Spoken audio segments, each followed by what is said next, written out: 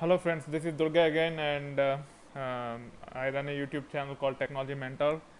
And as of now, I am covering a topic called Amazon Web Services. How to most of the fundamentals I am trying to cover, so that you can actually provision the servers and leverage that to explore any new technology.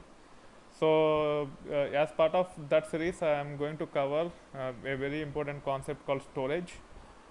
So if you want to provision the servers, you have to attach storage to it, so that yeah, you can store data and build clusters around it.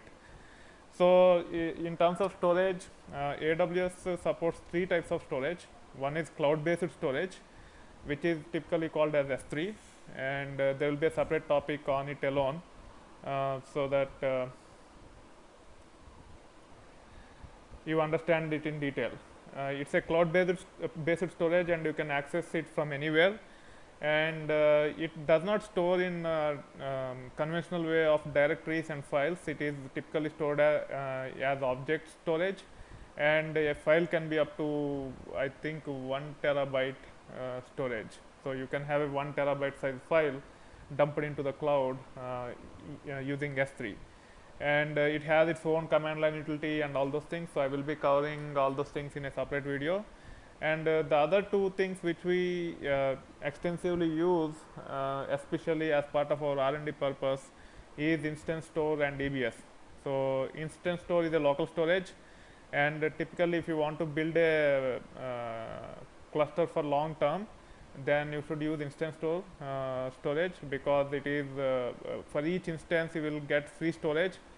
But if you want to stop and start, then instance store is not the way to go.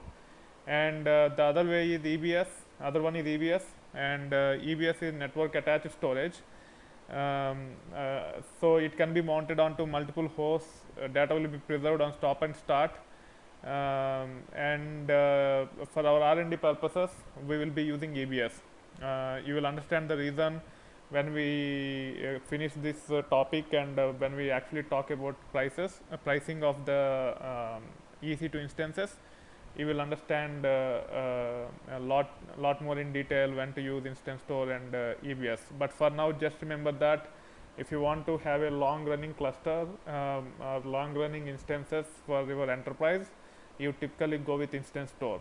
But for our R&D purposes, or even in the enterprise, if you want to just leverage AWS to do a small task at regular intervals, like for example, in one of the companies I worked, we use AWS to do ETL once in a day for 1 hour, and instead of having our data center, we just provision the instances using AWS APIs on demand, and we pay very less amount compared to having a full blown data center. So in those scenarios, probably using EBS might be a good idea in some cases, not all cases, but in most of the cases, having EBS will be a good idea if you want to have your cluster on temporary basis at regular intervals. So let me explain you pictorially how the storage looks like. So this is the original picture of simulation of Amazon Web Services typical regional data center. You will have EC2 instances, you have network switches, and the PC diagram is represents your laptop. And EC2 is nothing but a combination of memory and CPU. It does not have it has storage also, which is by default local store, but as I mentioned to you earlier, local store is not the solution always, so you have to understand the other two as well.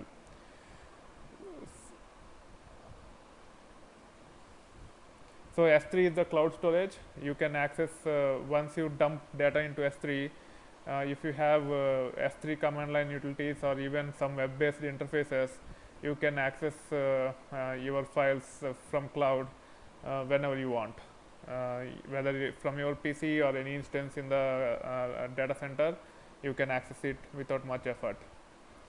And then instance store, whenever you provision EC2 instance, it will come with predefined predefined capacity of local store.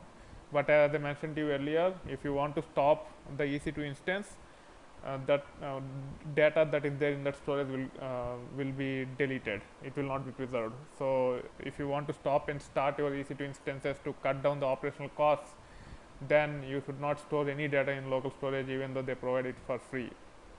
And then EBS, which is a network attached storage. For example, if you want to build a Oracle rack and a file system have to be mounted on multiple instances, in that case you only can use EBS. You cannot use S3 or EC2 because S3 is already pre-formatted. EBS will be raw devices. Local storage, even though raw devices, it is not network attached, so you cannot use local storage for setting up rack Oracle databases on AWS. You have to use EBS. So even for R&D, in a typical Hadoop, in technologies like Hadoop, where it leverages local store more effectively, as I mentioned to you, if you want to have a long-running cluster, having local store will be a good idea. But if you want to bring up server once in a day, run it for some time and stop it, then local store might not be a good idea if you are using some of the Hadoop distributions. But if you use Amazon's EMR, Elastic MapReduce, then you can actually use even local store. You don't need to provision EBS. So, but as part of our R&D, whether you want to set up Hadoop cluster or Cassandra cluster, whatever you want to do later, always keep in mind that you have to provision some EBS so that we can stop and start the servers and still have our data which is already copied into our cluster. So that being said, that is it, the theory part of the storage, and you have three components: S3 local storage, which is typically free. S3 is very cheap. You don't need to have any instances associated with it, and EBS is the expensive storage compared to other two. But for setting up the databases or even applications, Elastic Block Storage might come very handy. If I have not explained about the expansion of EBS, EBS stands for Elastic Block Storage, EC2 stands for Elastic Cloud Compute, and S3 I do not remember exactly, but the abbreviations are not that important. So that being said, so far we have covered almost all the important concepts in AWS: networking, security, like key pairs and firewalls. We have covered storage, we have covered VPC. So we have covered several components. So in the next video, what I will try to do is I will try to explain you how to first I will try to explain the storage, the cost aspects of it, and then I will try to provision a sample node to connect all the dots we have explored so far. That being said, I hope you are enjoying the playlist so far. If you have not subscribed to my channel, please do so. If you like the video, please like it. If you want to, if you have a question or if you want to comment on my content, whether it is good or bad, any feedback, feel free to comment on the video. Thank you. Bye.